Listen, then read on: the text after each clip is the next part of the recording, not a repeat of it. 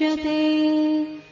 पूर्णस्य पूर्णमादाय पूर्णमेवावशिष्यते। ॐ शान्ति शान्ति शान्तिः।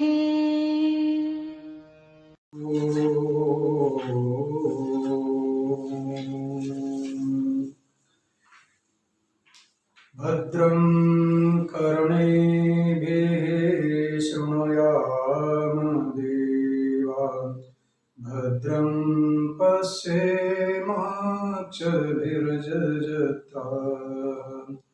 स्थिरैरङ्गैस्तुष्टुवांसस्तनूभिर्यसेमहि देवहितं यदायुः। स्वस्ति न इन्द्रो वृद्धश्रवाः। स्वस्ति नः पूषा विश्ववेदाः। स्वस्ति नस्तार्क्ष्यो अरिष्टनेमिः। स्वस्ति नो बृहस्पतिर्दधातु। ॐ शान्ति शान्ति शान्तिः। प्रज्ञानं सुप्रताने स्थिरचरनिकरव्यापिभिर्व्याप्य लोकान्। भुक्त्वा भोगान् स्तविष्टान् पुनरपि दृष्टान् भासितान् कामजन्यान्। हित्वा सर्वान् विशेषान् स्वपिति मधुरभुक् मायया भोजयन्। माया संख्यातुरीयं परममृतमजं ब्रह्म यत्तं नतोऽस्मि। यो विश्वात्मा विदिज विषयान् प्रास्य भोगान् स्तवेष्टान्। पश्चात् अन्यान् स्वमतिविभवान् ज्योतिषा स्वेन सूक्ष्मान्। सर्वानेतान् शनैः स्वात्मनि स्थापयित्वा। सर्वानेतान् पुनरपि शनैः स्वात्मनि स्थापयित्वा। हित्वा सर्वान् विशेषान् विगतगुणगणः आपसो नस्तुरीयः। हम लोग प्रेमपुरी आश्रम अध्यात्म भवन मुंबई में स्वाध्याय सत्र में उपस्थित है। विषय चल रहा है मांडुक्य उपनिषद आगम प्रकरण। हम लोग कल कारिका के लिए कारिका प्रारंभ किए हैं। 6वें मंत्र के बाद में वो पहली कारिका हम लोग देख रहे थे, जो 3 पादों का विस्तार से मंत्रों में अर्थ हो गया। उस 3 पाद के ऊपर कारिका प्रारंभ करते हैं। चतुर्थ पाद जो है उसके लिए बाद में कारिका प्रारंभ करेंगे, लेकिन 6 मंत्र के बाद में जो 3 पादों का विवरण संक्षिप्त गौड़पादाचार्य करते हैं और उसके ऊपर आचार्य जी का भाष्य है। तो कल हम लोगों ने पहली कारिका देखे हैं। वैस्प्रज्ञो विभुर्विश्वो ह्यंता प्रज्ञस्तु तेजस। घन प्रज्ञस्तथा प्राज्ञ एक एव त्रिधा स्मृतः। विश्व, तेजस और प्राज्ञ आत्मा एक होने पर भी 3 प्रकार का विभक्त हो गया। तो उसी भाष्य भी कोई ज्यादा नहीं है, थोड़ा ही है, लेकिन मार्मिक है। भाष्य की पंक्ति यहाँ पर सूत्रात्मक लिखे हुए हैं। पर्यायेण त्रिस्थानत्वात् सोहम इति स्मृत्या प्रतिसंधानाच्च स्थानत्रय व्यतिरिक्तत्वम् एकत्वम् शुद्धत्वम असंगत्वम च सिद्धम इति अभिप्राय। पर्यायण क्रम से वहां का ये जो 3 पाद है, ये 3 पाद विश्व, तेज, प्राज्ञ, इन तीनों पादों का 3 स्थान है और वह आत्मा है। यह आत्मा 3 स्थानों में एक साथ है या क्रम से? एक साथ उसको बोलते हैं युगपत, एक साथ नहीं हो सकता है। जैसा हमारा मन भी कोई चिंतन करता है तो क्रम से सोचता है, इकट्ठा सबका नहीं। जैसे कमल की जो पंखुड़िया है, 100 पंखुड़िया, उसको आप लीजिएगा, सुई से छेद करेगा।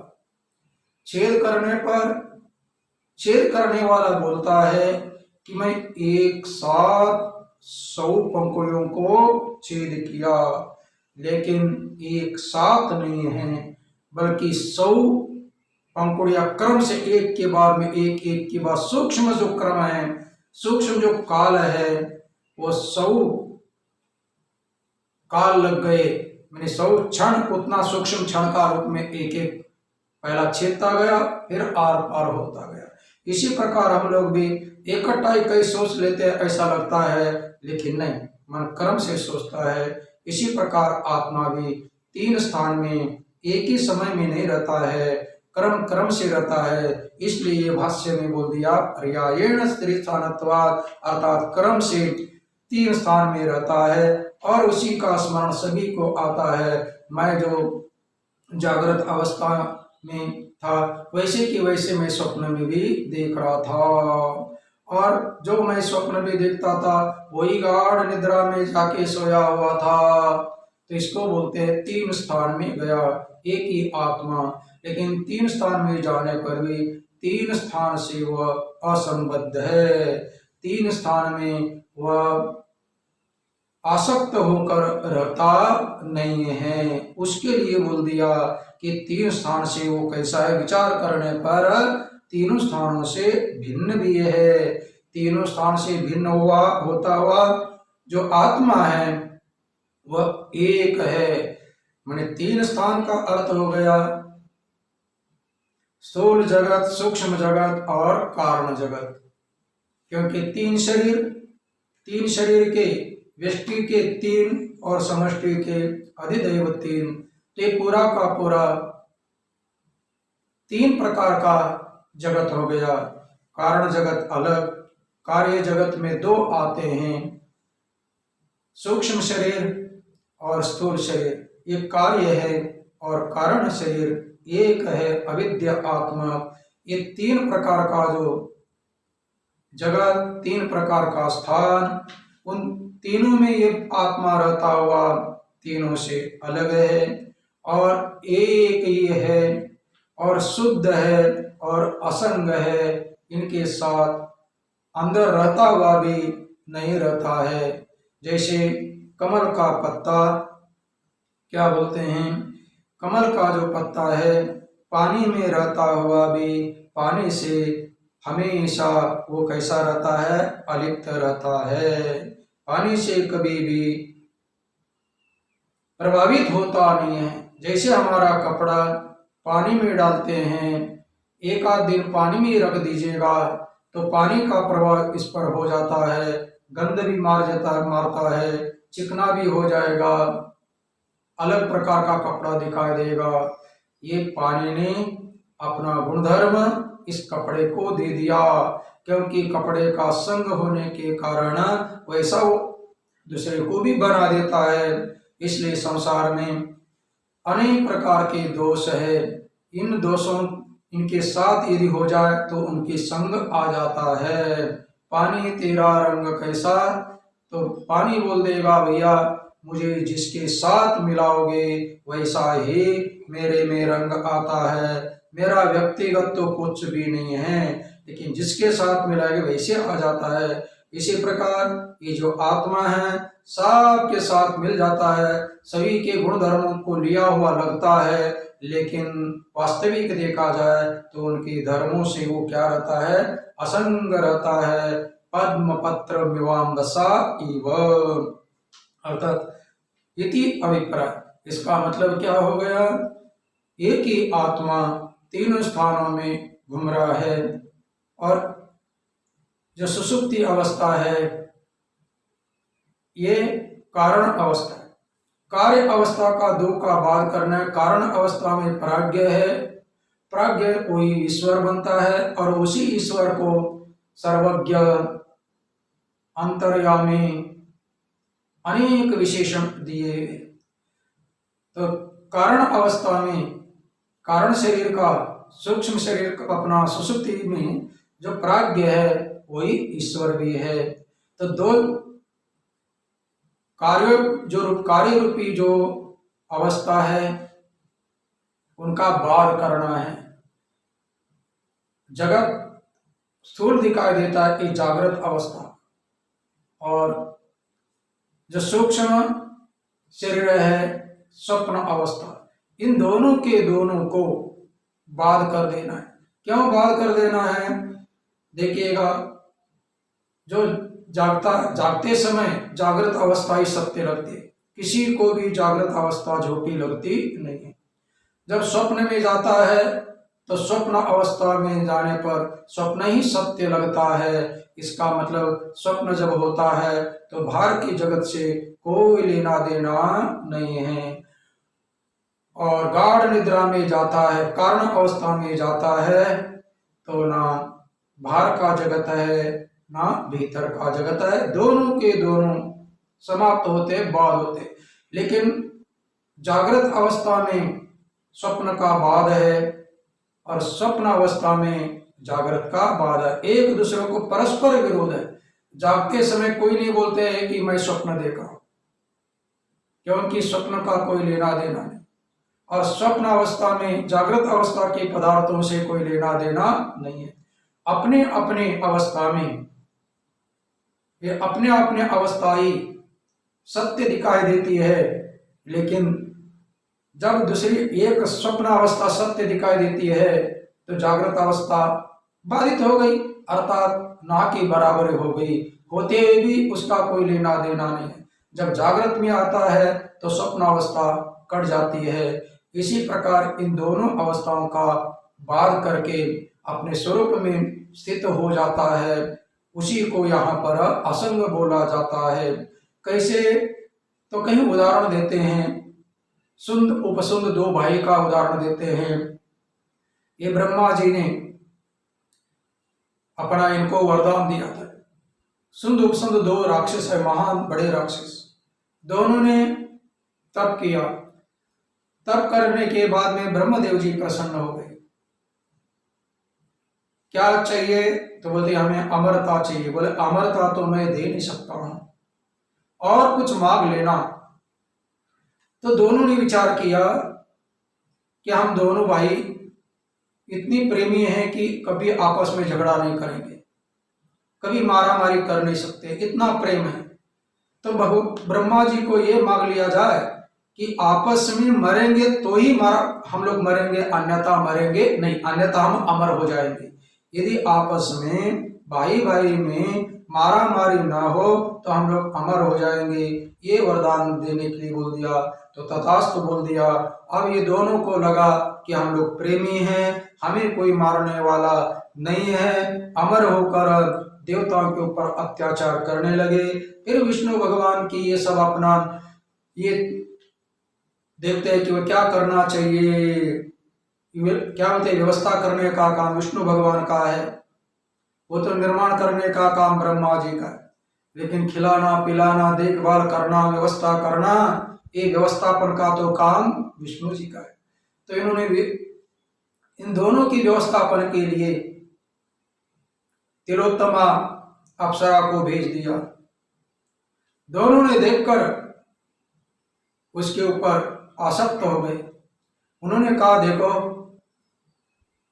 हमारा नियम है एक व्यक्ति से शादी करना, लेकिन वो कब एक दूसरे को जीतेगा तब, एक दूसरे को जीतेगा तब इसका मतलब दूसरे को हराएगा, और जो विजय होगा उसी को मैं वरमाला डालती हूँ।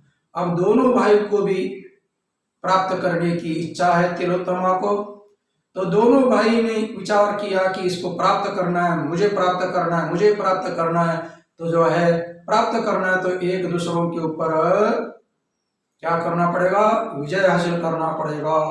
तो एक दूसरे मारे, मारा मारी हो गई और दोनों भी मर गए।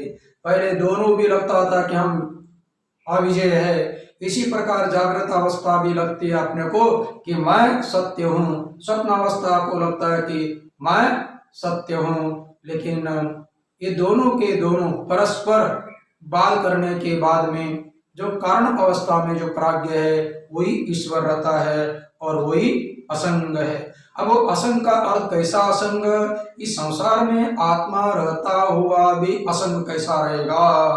तो उदाहरण देते हैं महामत्स्य का।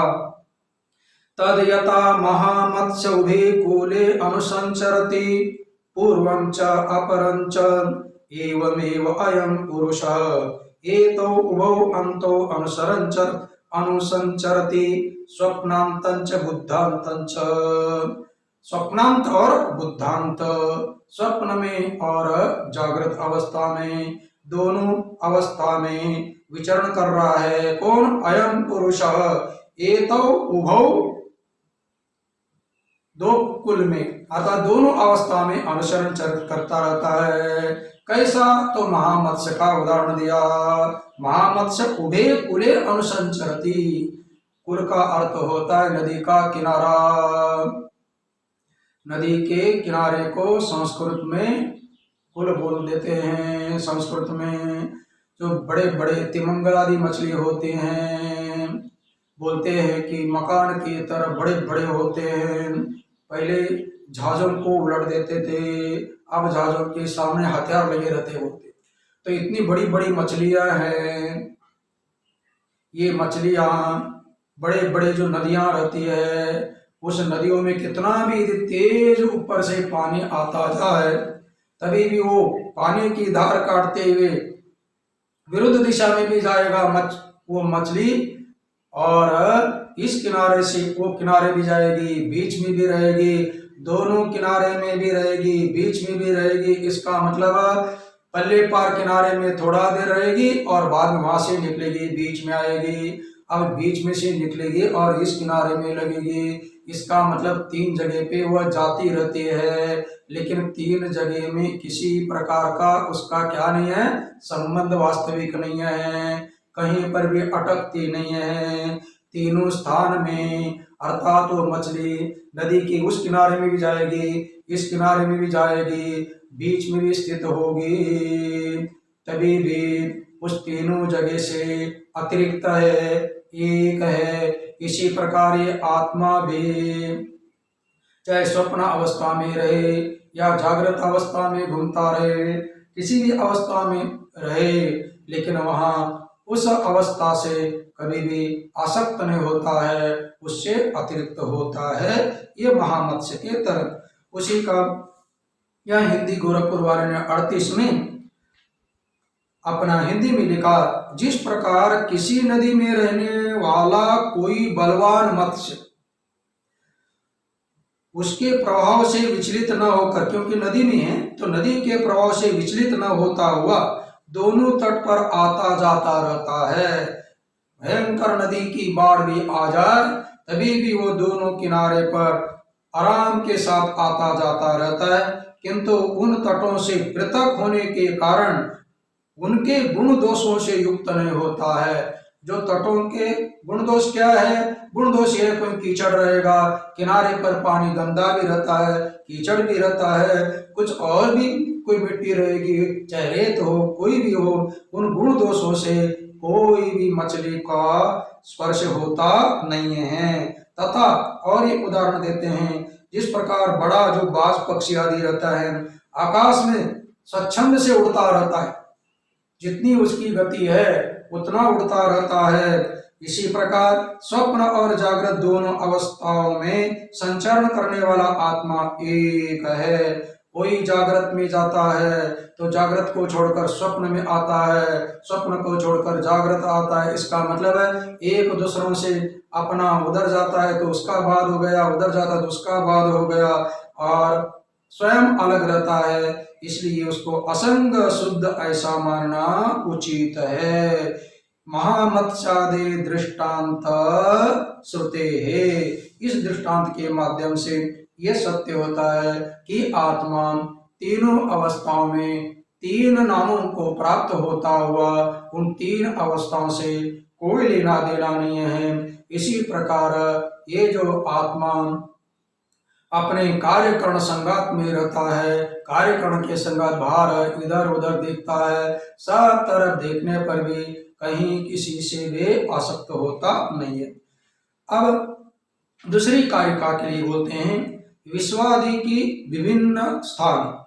विश्वादि के यहाँ हेडिंग दिया हुआ है संस्कृत में 38 पृष्ठ में गीता प्रेस के, विश्वादि के विभिन्न स्थान, विश्व, तेजस और प्राज्ञ, इनके अलग अलग स्थान हैं। वो कहाँ पर? एक ही अवस्था में। बोलते हैं जागृत अवस्थायाम एव विश्वादीनाम त्रयाणाम अनुभव प्रदर्शनार्थो अयम श्लोक। अयम द्वितीय श्लोक।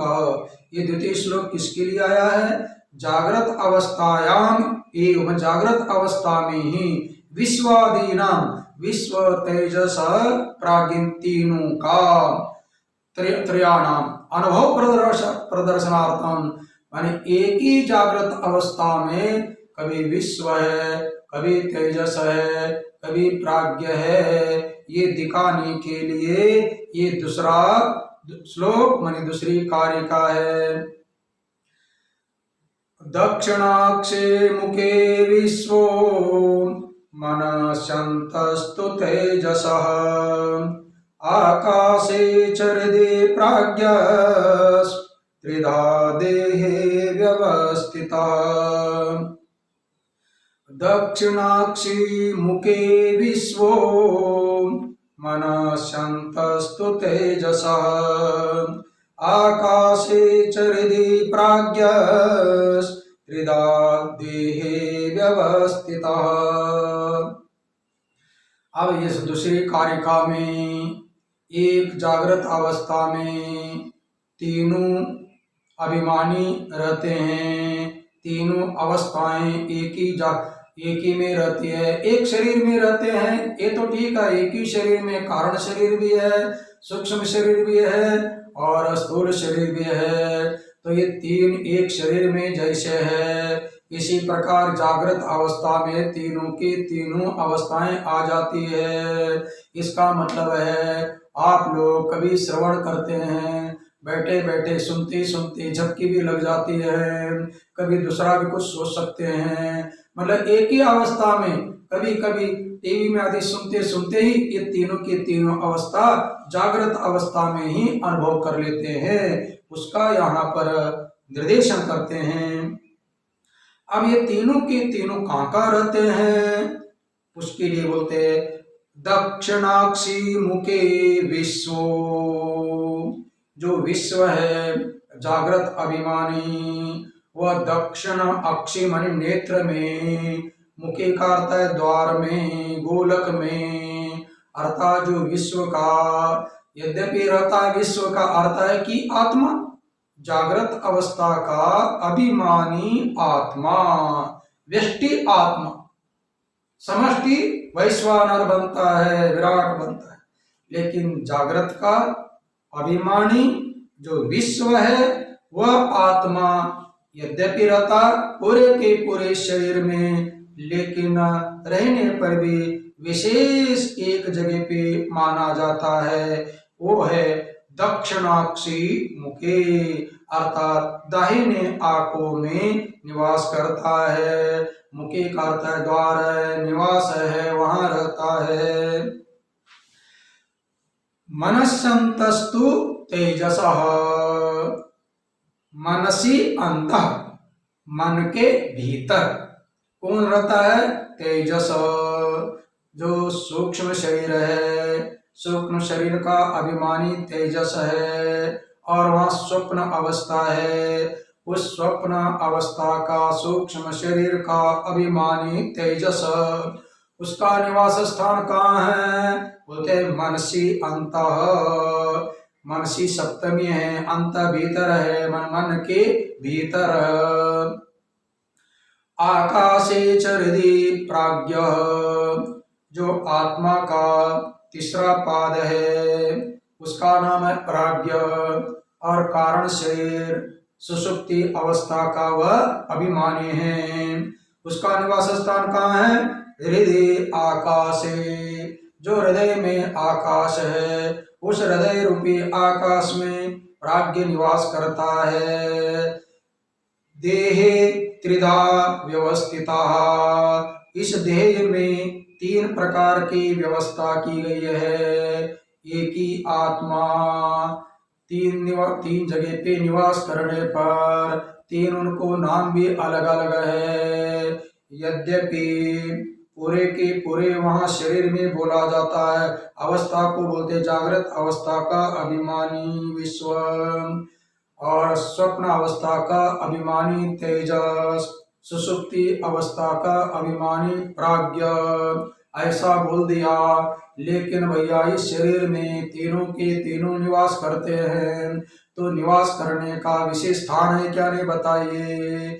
जैसा मालिक दिन भर इधर उधर घूमता है, फैक्ट्री में जाता है, दुकान में जाता है, बाजार में जाता है, लेकिन विशेष निवास स्थान तो अपना घर अलग ही रहता है। इसी प्रकार इन तीनों के तीनों का घर अलग अलग है। दक्षिण नेत्र में विश्व है, मन में तेजस है, हृदय आकाश में प्राज्ञ है। इस प्रकार तीनों का स्थान बताया। अब इसके ऊपर भाष्यकार बताते हैं, दक्षिणम अक्षी एव, दक्षिणाक्ष में एक अभी 3 शब्द हो गया, दक्षिण, अक्षी और मुख, 3 शब्दों का एक शब्द बनाया जाता है तो उसको बोलते हैं समास।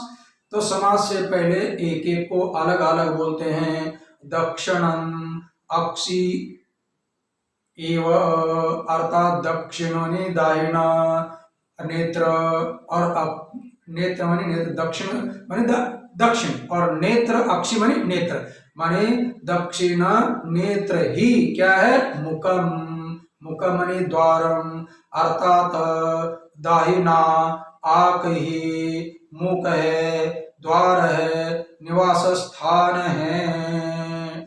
तस्मिन दक्षिण मुखे, उस दक्षिण मुख में प्राधान्येन दृष्टा स्थूलानाम विश्वो अनुभूयते, जो विश्व है, विश्व क्या करता है? तस्मिन दक्षिण अक्षी मुखे, माने दाहिने नेत्र में विशेष प्रकार से रहता है। और स्थूलानाम दृष्टा, प्राधान्येन स्थूलानाम दृष्टा, विश्व किसका दृष्टा है?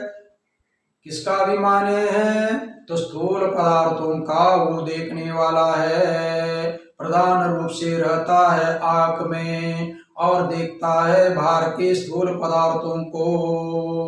माने विश्व को बोल दिया कि भैया कहाँ रहता है?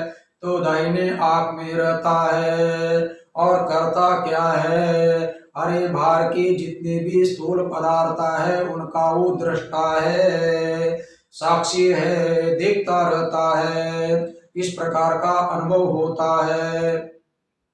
इंदो वै नाम एष यो अयं दक्षिणे अक्षन पुरुष। अब जो है अपना बृहदारण्य की श्रुति प्रमाण के रूप में देते हैं। दाहिने आंख में जो विश्व है, आत्मा है, ये क्या प्रमाण है? तो भाष्यकार श्रुति का प्रमाण देते हैं, बाबा वाक्यम प्रमाणम नहीं, अर्थात शास्त्रम प्रमाणम, कार्याकार्य व्यवस्थितो, तस्मात् शास्त्रम प्रमाणम कार्याकार्य व्यवस्थितो। कार्य क्या है, अकार्य क्या है, कुछ भी प्रमाणित करना हो तो शास्त्र के द्वारा प्रमाण होना चाहिए, प्रमाणित किया जाना चाहिए। अर्थात दाहिने नेत्र में बाहर के स्थूल पदार्थों को देखने वाला वो विश्व है बोल दिया, ठीक है बोल दिया, लेकिन बोलते हैं कि वो विश्व दाहिने नेत्र में रहता है और बाहर देखता है, इस प्रकार का कहीं प्रमाण है क्या? बोले श्रुति तो प्रमाण है बृहदारण्य की। क्या श्रुति प्रमाण है? यो अयम दक्षिणे अक्षण पुरुष, ये जो दक्षिण नेत्र में पुरुष माने आत्मा है उसका नाम है इंदो हवे नाम। इंद का अर्थ है इंदी दीप्तो, प्रकाशमान, अर्थात स्थूल पदार्थों को देखने वाला, बाहर के पदार्थों को प्रकाशित करने वाला, ऐसा जो है वो विश्व है। इति श्रुते, इस श्रुति से प्रमाणित होता है। अब इंदी दीप्तो धातु है तो उसको भाष्यकार बताते हैं इंदु दीप्ति गुणो वैश्वानरः, उसको दाहिने नाक में रहने वाले आत्मा को विश्व बोलते हैं, वो पुरुष है। अभी इसमें श्रुति में पुरुष बोल दिया, इंदो हवै नाम एष यो अयम दक्षिणे अक्षण पुरुष, पुरुष आत्मा और विश्व। श्रुति में पुरुष बोल दिया, पुरुष इसलिए बोल दिया पुरी शयनात् पुरुष इति उच्यते, नवद्वारे पुरी देहि नैव कुर्वन्न कारयन्। इस नौ द्वार की पुरी में निवास करने वाला जो पुरुष है वह पुरुष माने कौन? वही आत्मा है और वह आत्मा दक्षिण नेत्र में रहता है और उसका नाम है इंद। तो इंद का अर्थ करते हैं दीप्ति गुणो वैश्वानर इंद, अर्थात दीप्ति गुण प्रकाशमान जो गुण है उसका नाम है वैश्वानर। उस वैश्वानर को इंद शब्द से कहा जाता है क्योंकि बाहर का जो भी प्रकाश है वह सूर्य भगवान प्रकाशित करते हैं, वैश्वानर, उसी को भाष्यकार बोलते हैं। अब देखिएगा जो अधिदैव वैश्वानर है वो आदित्य है और भीतर का दृष्टा विश्व है। अब दोनों की एकता बताने के लिए आते हैं। दोनों की एकता कैसे? आदित्यांतर्गतो वैराज आत्मा चक्षुषी च दृष्टा एकः, बोलते हैं आदित्यांतर्गतो विराज आत्मा, विराज मानी विराट, उसी को वैश्वानर बोल दिया। जो आकाश मंडल में जो आदित्य है उस आदित्य में जो सूर्य मंडल है, सूर्य मंडल में रहने वाला विराट नाम से जो विराट संज्ञा है, संज्ञा बोली, नाम बोल दिए, वो जो आत्मा है वो आदिदैव है और वह आदिदैव बाहर का प्रकाशक है। और चक्षुषी दृष्टा, चक्षु में अध्यात्म जो विश्व है वो दाहिने नेत्र में रह रहे मैंने चक्षु में रहने वाला दृष्टा कौन? जो विश्व, दृष्टा मानी साक्षी। इसका मतलब आत्म में अध्यात्म में रहने वाला विश्व जो है विश्व दृष्टा और बाहर आदित्य अंतर्गत आदित्य मंडल में रहने वाला अधिदैव जो वैश्वानर विराट आत्मा, दोनों आत्मा एक हो गए।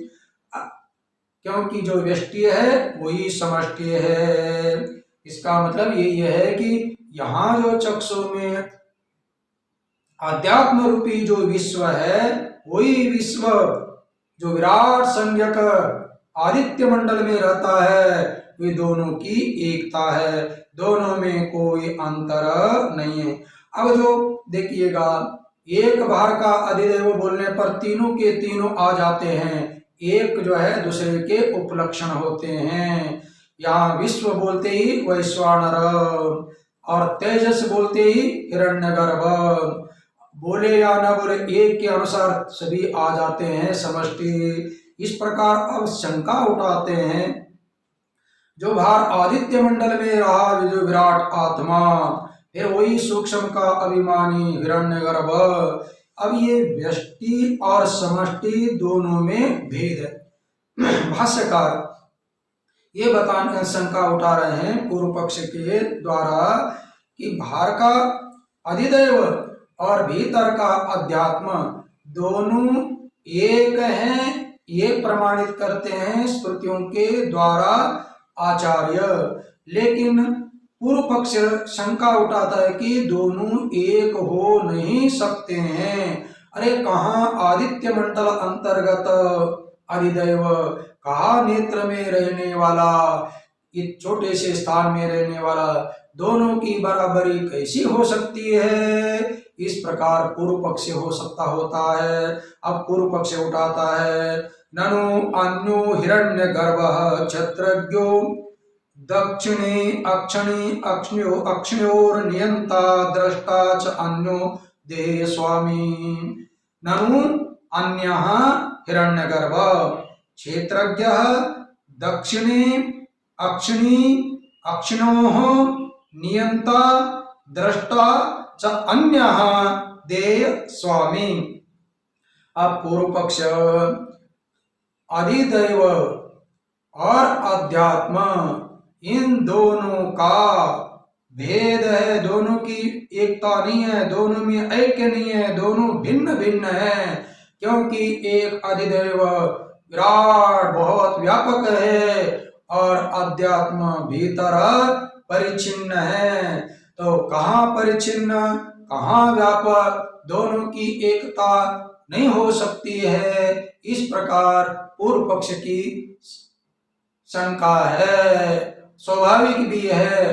कहाँ राजा भोज और कहाँ गंगू तेली। अपना पढ़ाते हुए गुरु लोग हम लोगों को बताते रहते हैं, अरे कोई राजा भोज की बराबरी कोई गंगू तेली थोड़ी कर सकता है। इसी प्रकार जो अधिदैव है, विराट है, हिरण्यगर्भ है, ईश्वर अव्याकृत है, वे कहाँ इतने बड़े व्यापक और ये कहाँ अध्यात्म भीतर रहने वाले, इनकी बराबरी इनकी एकता कैसी हो सकती है?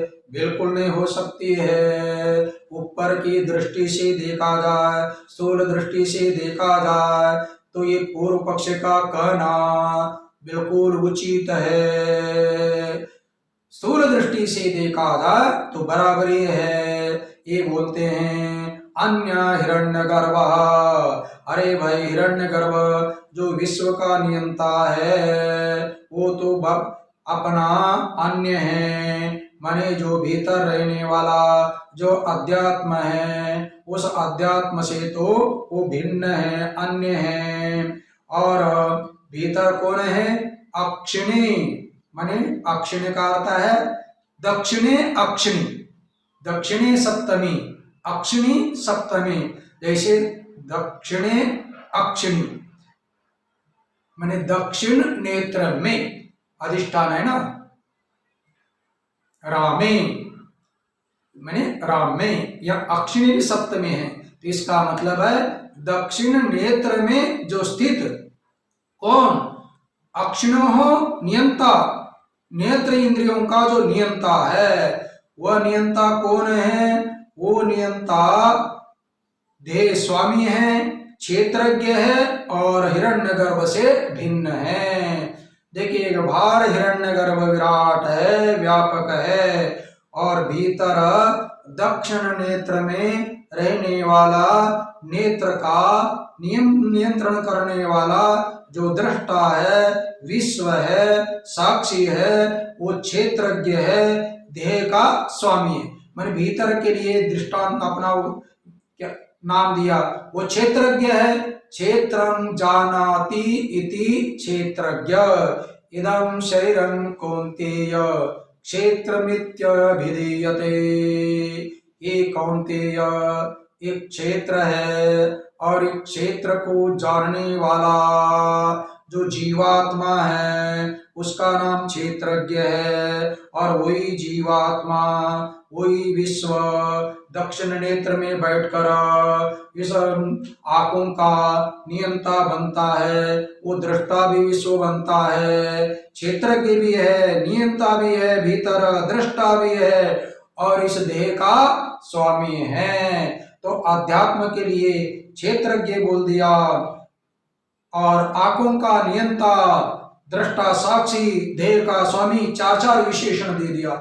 ये भीतर है तो भीतर अध्यात्म इतने विशेषणों से विशिष्ट है भीतर, और इससे अन्य हो गया हिरण्यगर्भ।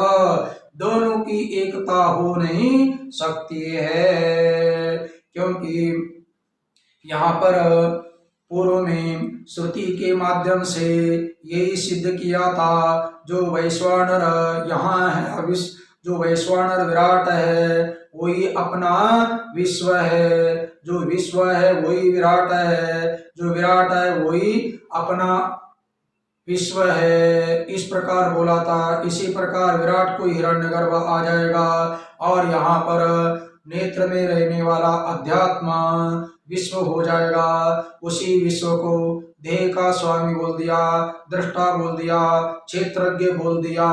वो दोनों की तुलना, दोनों की बराबरी, दोनों की एकता हो नहीं सकती है। ये पूर्व पक्ष ने शंका उठाई। अब सिद्धांती बोलते बराबर है, क्योंकि विराट अलग है, हिरण्यगर्भ अलग है और चक्षु में रहने वाला जो नियंता, भीतर दृष्टा, अर्थात चाहे उसको तेजस बोले, जागृत अवस्था में एक ही अवस्था में तीनों को घटाना है। विश्व को भी घटाना है, तेजस को भी घटाना है, प्राज्ञ को भी घटाना है। अब हिरण्यगर्भ किसको बोलते हैं? समष्टि मन का जो अभिमानी है, उसको समष्टि मन जिसकी उपाधि है, अभिमानी उपाधि, समष्टि मन जिसकी उपाधि है उसको हिरण्यगर्भ बोलते हैं। और व्यष्टि मन जिसकी उपाधि उसको तेजस अध्यात्म बोलते हैं। तो व्यष्टि मान, समष्टि मान सिद्धांती बोलेंगे उपाधि को लेकर भेद है। व्यष्टि मन उपाधि बोलने पर अध्यात्म अलग है, समष्टि मन विशेषण लगाने पर हिरण्यगर्भ अलग है। जहाँ व्यष्टि, समष्टि, उपाधि विशेषण लगाते हैं तो उपाधि के कारण ये भिन्न है। हिरण्यगर्भ अलग है, तेजस अलग है, अध्यात्म अलग है, अधिदैव अलग है, ये उपाधि के द्वारा है।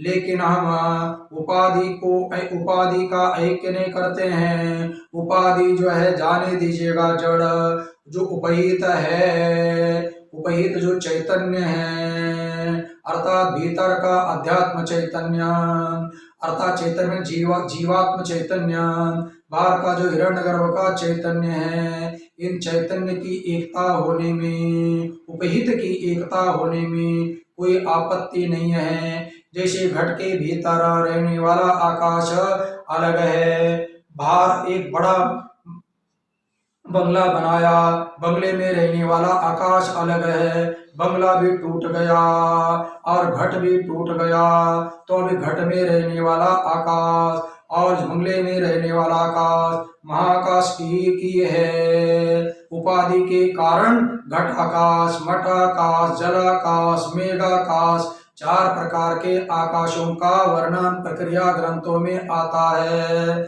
और चार प्रकार का चैतन्य भी है, जीव चैतन्य है, कूटस्थ चैतन्य है, ईश्वर चैतन्य है, ब्रह्म चैतन्य है। चार प्रकार का चैतन्य, दो प्रकार का चैतन्य ऊपर अध्यस्त, दो प्रकार का अधिष्ठान चैतन्य। तो इनकी चैतन्य सब विशेषणों का बाद कर देते हैं, उपाधियों का बाद कर देते हैं, तो उपाधि से उपहित चैतन्य एक होता है। इसलिए यहाँ पर बोलते हैं, ये पूर्व पक्ष आचार्य बोलते हैं, यद्यपि आपके कहने के अनुसार हिरण्यगर्भ और भीतर रहने वाला अध्यात्मा तेजस जो देह का साक्षी, देखा, दृष्टा, चक्षु में रहने वाला, नियंत्रण करने वाला, दृष्टा, क्षेत्रज्ञ, ये भीतर का अध्यात्म और बाहर का जो है विराट का ये हिरण्यगर्भ, ये उपाधि को लेकर भेद है। और उपाधि छोड़कर हम लोग उपहित की एकता करते हैं, इसलिए बोलते हैं न, अर्थात आपका मत उचित नहीं है। माने हिरण्यगर्भ और क्षेत्रज्ञ की एकता नहीं होती है, ऐसी आपकी जो शंका है ये उचित नहीं है। न माने उचित नहीं है। स्वतो भेद अनभ्युपगमात्, स्वतः भेद नहीं है, माने दोनों में, हिरण्यगर्भ में और अध्यात्म में स्वाभाविक भेद नहीं है। भेद है तो वह औपाधिक भेद है, उपाधिकृत भेद है। उपाधिकृत भेद को कोई हटाते नहीं है, लेकिन सब उपाधियों में एक ही निवास करता है और उन उपाधियों से भिन्न रहता है, इसलिए उनकी एकता होती है। एको देव सर्वभूतस्य गूढ़ः भूतेषु गूढ़ः, सर्वव्यापी सर्वभूतांतरात्मा, कर्माध्यक्ष सर्वभूतादिवास, साक्षी चेता केवलो निर्गुणश्च। इसको फिर देखेंगे। ओम पूर्णमदः पूर्णमिदं पूर्णात् पूर्णमुदच्यते पूर्णस्य पूर्णमादाय पूर्णमेवावशिष्यते। ओम शांति शांति शांति। सच्चिदानंद भगवान की जय। स्वामी प्रेमपुरी जी महाराज की जय। ओम नमः पार्वती पते। हर हर महादेव।